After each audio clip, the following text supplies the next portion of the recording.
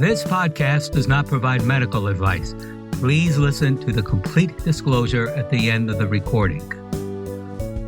Hello, everyone, and welcome to Everyone Dies, the podcast where we talk about serious illness, dying, death, and bereavement. I'm Marianne Matzo, a nurse practitioner, and I use my experience from working as a nurse for 44 years to help answer your questions about what happens at the end of life. And I'm Charlie Navarrete, an actor in New York City, here to ask the questions that might pop into your head while listening to our podcast, or perhaps during a bad sleep. We are both here because the more you know, the better prepared you will be to make difficult decisions in a critical situation. Let me put it another way. As we are recording this close to Christmas, if Grandma got run over by a reindeer, you want to know what to do. True that. True that. So please relax, get yourself something buttery and nutty and sinful to snack and sip on, and thank you for spending the next hour with Charlie and me as we talk about getting a tattoo to memorialize the death of a loved one. In the first half, we have a don't ask, don't tell chocolate cake recipe. In the second half, we explore memorial art in the form of a tattoo. And in our third half, Charlie shares a resource to help us get our stuff together. So Charlie, how are you? Fine. Hang on, let me think here for a minute. Yeah, overall fine. I can't complain. I still do, but I can't complain. And yourself? Well, I put down 2 floors this week, and my fingers are covered with floor glue, so I can't really feel anything. But other than that, look at my fingers. They're covered in glue. I hope it's not crazy glue. No, it's floor glue because I put down a couple of floors this week. You know, it's gross. But I'm hoping that in the next few weeks it'll start to fall off. And in a few weeks it'll what? It'll start to fall off. Oh, the glue, not my fingers. I thought maybe you were talking about the floor. Okay. But No, you better stay there long past my death. Good we have all that cleared up. Well, everybody needs goals, Charles. Yes. Yes. So, what do you have for our first half? Well, I have a question. Or two. Okay. Who put the ram in the Rama Rama Ding Dong? Who put the bop in the bop shoo bop? Well, all those acting classes haven't gone to waste. Who put the dip in the dip-de-dip-de-dip? Who put the sauerkraut in chocolate cake? Sacre bleu. And a little shout out to Robert Clary, who recently died. You may remember him better as Corporal LeBeau on Hogan's Heroes. Sauerkraut and... Which one? What? Which one was corporate? Oh. The little Frenchie. Yeah. Oui. Yeah. He was the last, original major, cast member. He was 96 years old. No, sir. Yes, ma'am. 96. Oh, my God. It's just this month? No, it was last month. Last month, yeah. I mean, just a few weeks ago. Wow, I missed that. Yeah. Well, rest in peace. Yeah. He was on a soap for a long time, too. Really? Yeah. I never watched soaps. Did you? Neither do I. I'm sorry, did you say you never washed with soap? No, I wash with the blood of virgins. Oh, well, we all need a hobby. So let's get back. Kind of goes with the theme of the show, because everyone dies. One way or another. Wait a minute. Oh, wait a minute. Have you heard of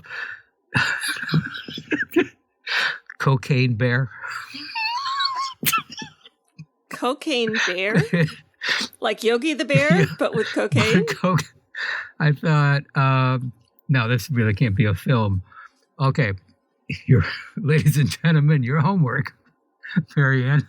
Yes, there's a movie coming out in February called Cocaine Bear. A bear finds a stash of cocaine and starts munching down. and this bear, it just goes out, it becomes the Freddy Krueger of the forest. The trailer alone is like, I would pay New York prices just to see that trailer. I'm very much looking forward to seeing Cocaine Bear. That's what it's called. Look it up. Find the trailer. I mean, not now, but oh my God. Find the trailer. It is nuts. This bear just goes nuts. So is somebody the voice of the bear? Oh no! It's I'm sorry. Obviously it's all CGI. This is not animated. It is live action.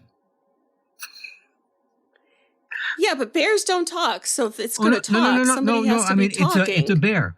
We're not talking Yogi here. It's a bear, like a real. You go, there's a bear shit in the woods, bear, a regular bear. That if you were to come, and then there's real people that are being attacked by this. Oh, not just attacked, hopped up bear. Not just attacked. I mean, he just goes. He just goes nuts on all these people because he's jacked up from the cocaine. In one of the scenes, you see him rummaging through, like, I don't know, I guess it's some sort of, big bag or something. And there's a package, and the package is cocaine. So this bear just starts to chomp down all this coke and then just goes berserk. And then the drug lords put a hit out on him and try to get their drugs back. Yes, they're trying to get their drugs. See, I don't know anything about this film, but I could write it. Absolutely. Listen, a couple of pair of 7-year-olds could write it. I mean, just by the looks of it on the trailer. Yes. Mm-hmm. Now, maybe the trailer's the best part. I don't know. But just for the trailer alone, very enjoyable. Wow. Everybody put that on your family moving. Everybody has to put that on their family viewing list. Take your kids. Yeah, if you're the Manson family, yeah, you've put it on your list, on your family list. And speaking of the Mansons, sauerkraut. I don't know how that connection is.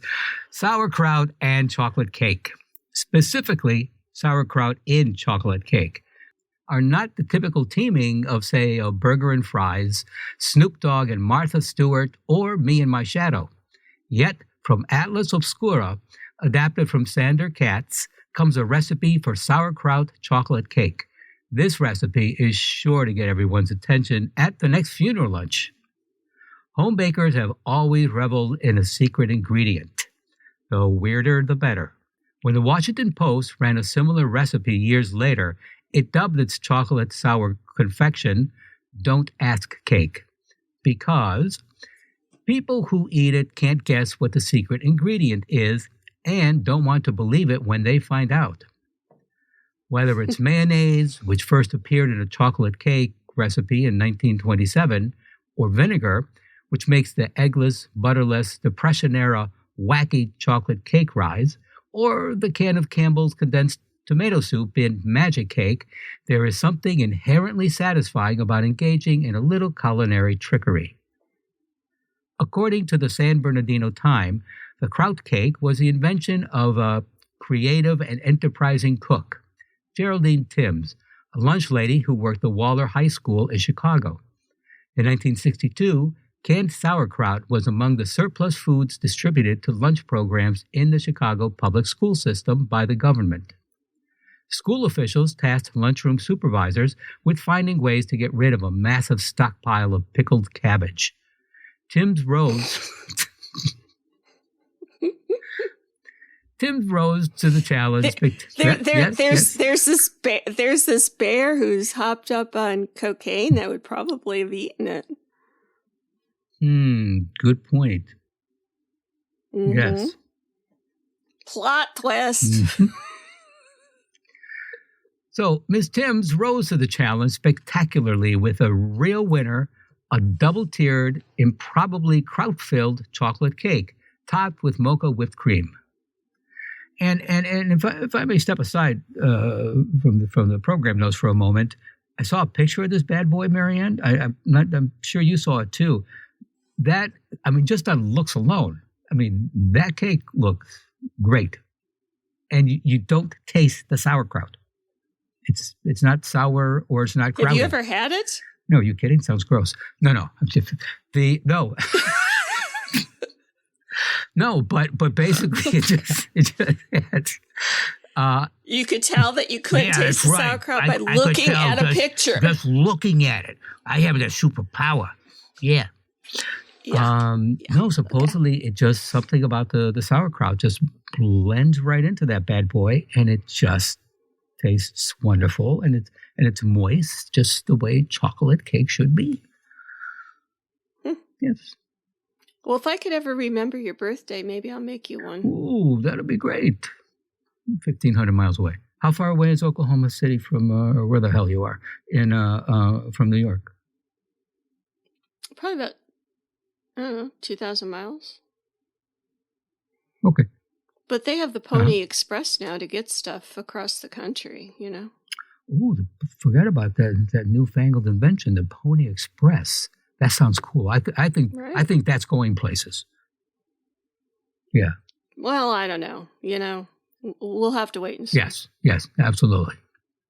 Now, back to our story. Regardless of whether it was invented in response to wartime rationing or meager school lunch budgets, Don't Ask Cake has all the hallmarks of one of those great ideas that was born out of necessity. For the most part, these inventions and bakings fall by the wayside in more prosperous times. Virtually no modern restaurants bother with slug burgers, a Depression-era recipe for patties that stretched limited ground beef supplies with potato starch, or victory cakes, sweetened with boiled raisins due to wartime sugar rationing. Yet sauerkraut cakes have survived through the generations because they work particularly when rendered more luxurious with the addition of copious amounts of chocolate.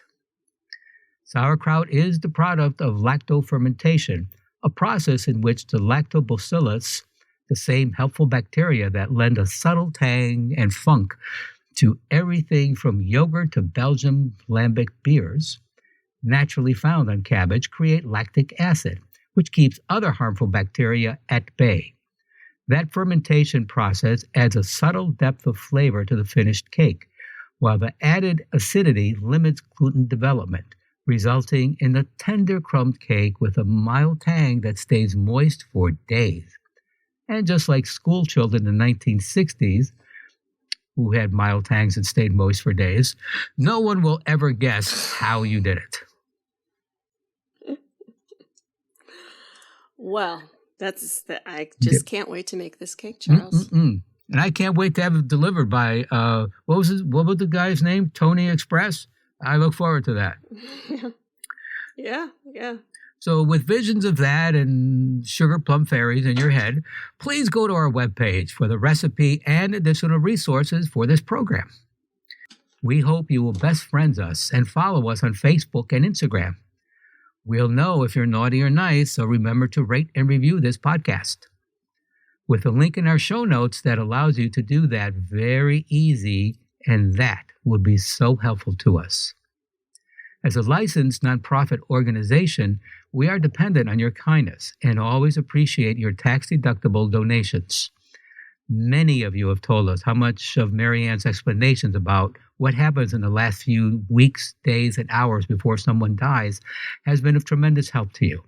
So please go to our webpage to donate so that we can continue to provide quality shows about serious illness, dying, death, grief, and bereavement at www.everyonedies.org. That's every, the number one, dies.org. Marianne? Thanks, Charlie. Today I'm going to talk with you about using tattoos as a way to memorialize the death of a loved one. The word tattoo comes from the Tahitian word tatatu, which means an act done with the hands several times with color. People have been tattooing their bodies for at least the last 5,000 years. We know this because mummies have been found with tattoos on them, and tattooing tools have been found by archaeologists. Tattoos in early Greece and Rome were used mainly on the outcasts of society. Criminals, prisoners of war, and slaves would be branded with their status. Now, tattoos were not very common or socially acceptable until the mid-20th century. Up until this time, they were reserved for a small population, mainly those in the entertainment industry. Fully tattooed people became a popular sideshow attraction. At the beginning of the 20th century, the majority of tattoos were found on circus performers or sailors. Tattoos were used to tell someone's personal story, as well as their professions. For example, it was common for a sailor to have an anchor tattoo. Within the sailing community, tattoos also became a mark of belonging. Young sailors would be tattooed after joining, almost like an initiation ceremony to welcome them on board. Many of the tattoos were used for identification purposes if sailors fell overboard or drowned. Throughout the 1920s, cosmetic tattoos became very popular among women. Many would get popular makeup trends tattooed on their faces because makeup was too expensive to buy. Common makeup tattoos included eyebrows and lip liner. Tattoos were so socially unacceptable, most women would keep their cosmetic tattoos a secret. Cosmetic tattoos are still popular options in salons and spas. Now, in the 1940s, tattoos were mostly centered around nautical or military motifs as well as patriotic tattoos due to World War II. The war saw an increase in women in the workplace as well as an increase in women getting tattoos. And I can remember my father, when he, I guess, was in Germany in World War II, he had like a Cupid doll. One of those green, homemade I remember those. Yes, Cupid dolls on his bicep, and he could, of course, he was my father. I was a kid. He could pop his bicep and make the Cupid doll dance, and I just thought that was fantastic. Oh yeah, that is so great. I remember seeing. And he would tell. I'm sorry, what? Well, he would tell each of us girls that the name of the Cupid doll was our name. So, he had 3 daughters, and as time went on, the name of the Cupid doll's name would change. I remember Popeye. So Popeye doing that. Yeah, he would flex, and the battleship on his muscle would start to fire the cannons were they're not cannons, but whatever. Yeah, the big guns would start to fire. Yeah, that's a great story about your dad. So throughout the 1950s, tattoos became a reflection of masculinity. While it became trendy, especially among bad boys, to have tattoos, there was still a negative social stigma around tattoos. Those with the tattoos were more likely to be labeled as criminals or thugs. It really wasn't until the 1970s that tattoos became more mainstream. Peace symbols and messages of peace were particularly popular in this decade. The beginning of the 21st century, tattoos were becoming very popular and considered the most persistent form of body modification. Tattoos progressed from being a permanent way to mark protective or therapeutic symbols around the body to a means of marking people out into appropriate social, political, or religious groups, to our current practice as a form of self-expression or a fashion statement. And, I'm a gerontologist, and I've always been amused by what happens to tattoos in old age. Because, when you're young, yes, indeed, things are up there. Yeah. And when you're old, they can kind of, gravity takes its toll, and things don't exactly look quite the way they used to. And I can remember this woman in hospice who had on her knuckles love and hate tattooed on them. And I just would get this vision in my head of her as like this biker chick as a young woman, having those on her fists. Do you remember roughly about how old she was? Was she like in her 80s or? Oh, she was Well, the other thing too is I don't remember how old she was. I remember she looked really old, but that could be the ravages of disease too. But no, because there's a movie. Oh, what? It's a wonderful movie. Robert Mitchum stars as a quote preacher, and he finds out some kids. And anyway, it turns out he's trying to steal money from this family. And there's these two kids, and I think it's their great aunt or grandmother, played by Lillian Gish, and it's Robert Mitchum who plays the bad guy. One hand says, "I'm just what you're describing." One set of knuckles says love. On the other hand, the other set says hate. So it made me think of that. Mm-hmm. What is the name of that film? Charles Lawton directed it. It was the only thing he directed, unfortunately. Yeah, it was a really good film. But Love and Hate, yes. Yeah. Yep, that was her tattoo. That, as a very sick hospice patient, seemed a little incongruent, but there you have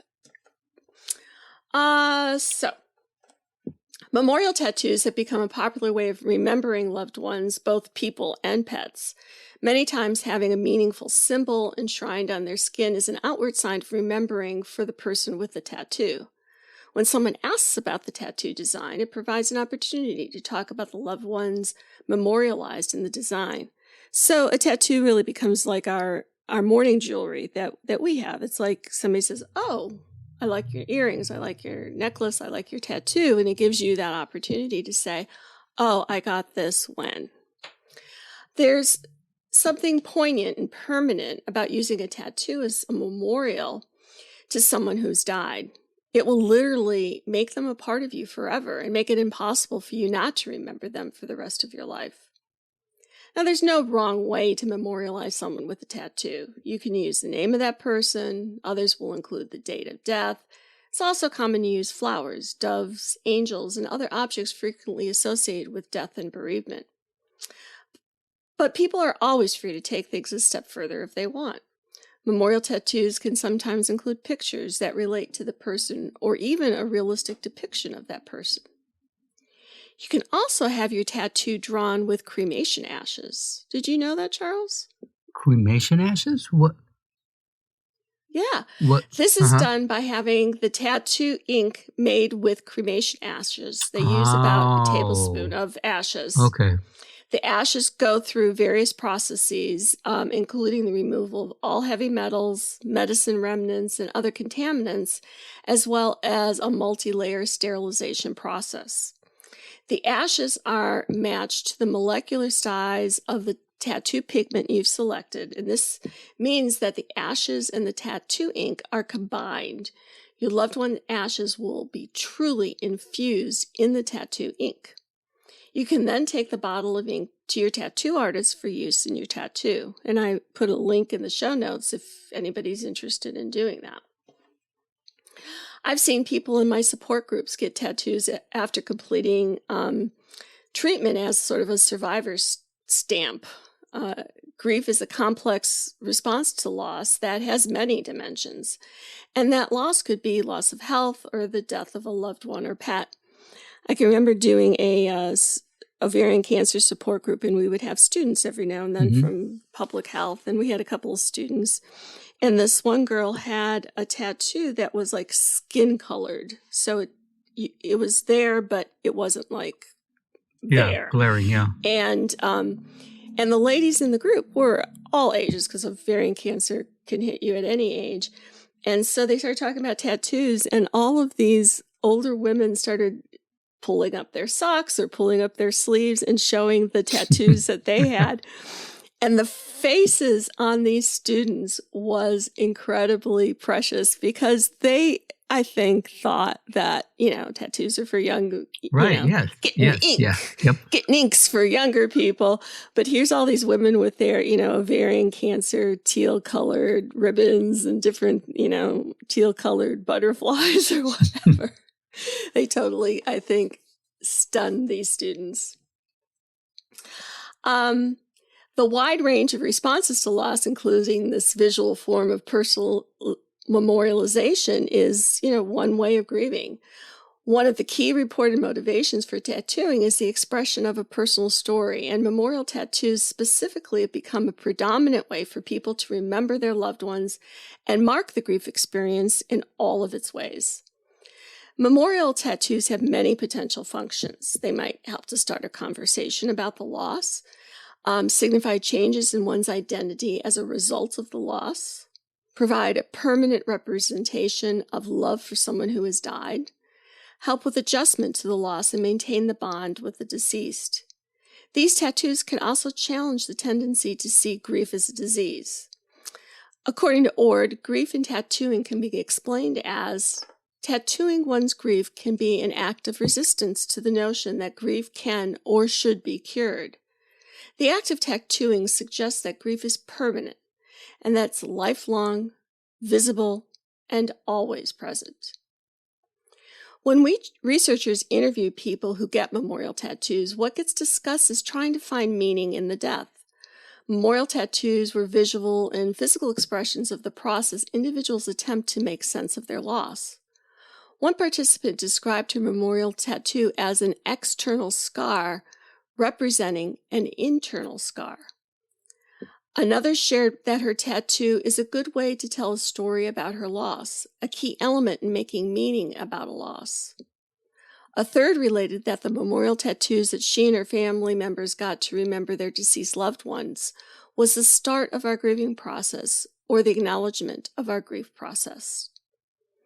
Many bereaved individuals talked about the memorial tattoo as an expression of their need for a sense of permanence in response to a painfully clear impermanence, a reaffirmation of life in the stark reality of death.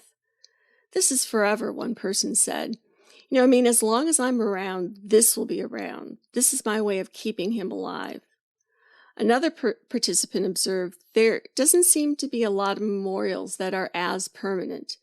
If you move away or you go somewhere, the memorial doesn't go with you, but a tattoo does.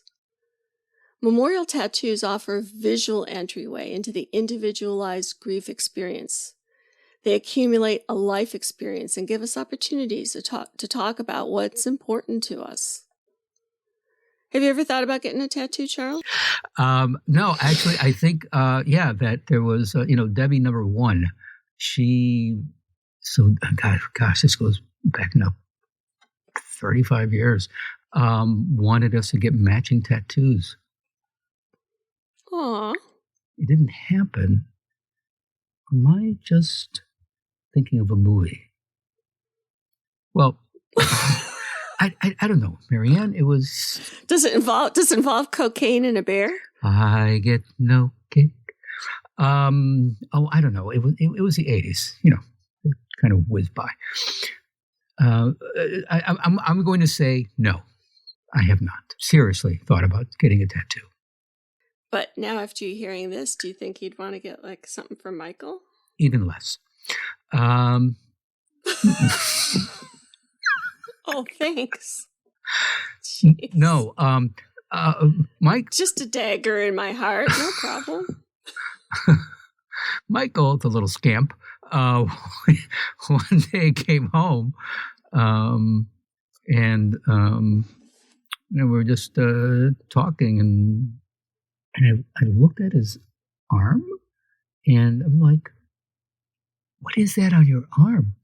And he proudly rolled up his sleeve, and it's like, "It's a tattoo." I go, "I know it's a tattoo." He goes, "Well, then why did you ask?" I said, "Because you didn't, but where did you get a tattoo?" I mean, I don't know, he was 15, 14, something like that yet. And I said, you just can't go get, I explained to him that I didn't believe that one was allowed, a 14-year-old, 15-year-old was allowed to go and get a tattoo because they weren't, officially or unofficially an adult. And he said, "Well, in the East Village you can." I said, "Okay, fine." So there we are. But he liked his tattoo very much. And what was it of? It was his grandmother's name, Marie. That was he wound up, eventually having 3 or 4 tattoos. There's one with his grandmother's name, one with his mother's name. But he really was fascinated with my father's tattoo. My father was in the Navy. during the war. But it's interesting because you're right. I've seen a lot of people as they've aged, that their tattoos have lost their luster. But I don't know. I think people were smarter back then because this tattoo was placed on my dad's, above his wrist. So yeah, I mean that skin got saggy, but not so saggy that it dissipated the tattoo. It was just a strong tattoo, and he died at 97, and it was still clear and exactly what it was. It was pretty cool. Yeah. Maybe you should get some ink, Charles. Just give it a little thought. Go to the East Village. Well, okay, I'll get my big pen out and I'll let you know how it goes. Okay. Very good.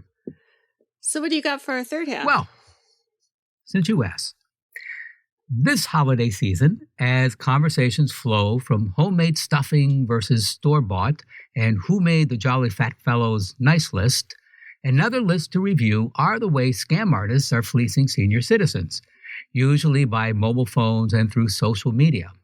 So be sure to chat with the elders in your life about scams and pay attention to large transfers of money. Additionally, you may notice that your aging parents or elder friends might need some changes in personal hygiene. Perhaps you notice unopened stacks of mails when you pick them up. Maybe dad is repeating the same story, mom keeps asking the same questions, or both are confused or acting in unusual ways, like enjoying a Christmas gift you gave them. These are common warning signs that something may be afoot, and I don't mean the furry puppy-faced slippers you receive every year. Again, conversations are in order. And since it's Christmas time, and we all love stories, how about the story of a woman named Chanel Reynolds? Her husband went for a bike ride one day and ended up in the hospital after being hit by a van. Chanel was forced to make the difficult decision of removing his medical support after she was told that he had no chance of recovery, leaving her a single mom. With all her trauma and grief, what pushed her over the edge was the stress of not knowing basic things, such as how much life insurance he had, if his will was valid, or even the password to his phone. To help others avoid the same fate, Chanel created a website that provides a checklist of steps to take to get your stuff together, or as Chanel says, get your shit together. Steps include templates for basic estate planning documents such as healthcare directive/proxy and a living will appointing someone to make healthcare decisions for you if you are unable to, power of attorney, and a regular will.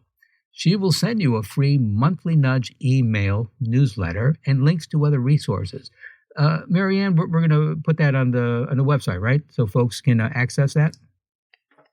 Absolutely. It's in the show notes. Cool. So with that pleasant thought, to prepare, ladies and gentlemen, please listen and stay tuned for the continuing saga of Everyone Dies, and thank you for listening. Like sand through an hourglass, so is when pouring really thin eggnog. But really, really thin eggnog does not go as well with whiskey as thick eggnog. So just a little holiday tip there. You're welcome. This is Charlie Navarrete. And to close out where we began, from singer-songwriter Randy Brooks, Grandma got run over by a reindeer walking home from our Christmas Eve. You can say there's no such thing as Santa, but as for me and Grandpa, we believe. She'd been drinking too much eggnog, and we begged her not to go. But she forgot her medication, and she staggered out the door into the snow. When we found her Christmas morning at the scene of the attack, she had hoof prints on her forehead and incriminating claws on her back.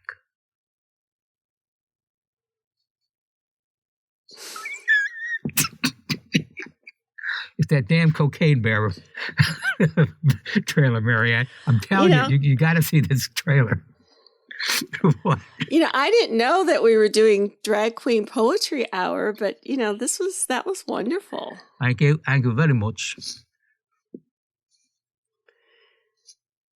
And you are? I guess I'm just still thinking about Grandma and that snow. And I'm Marianne Matzo, and we'll see you next week. Remember, get your shit together. And every day is a gift. Thank you. This podcast does not provide medical advice. All discussion on this podcast, such as treatments, dosages, outcomes, charts, patient profiles, advice, messages, and any other discussion are for informational purposes only and are not a substitute for professional medical advice or treatment. Always seek the advice of your primary care practitioner or other qualified health providers with any questions that you may have regarding your health. Never disregard professional medical advice or delay in seeking it because of something you have heard from this podcast. If you think you may have a medical emergency, call your doctor or 911 immediately.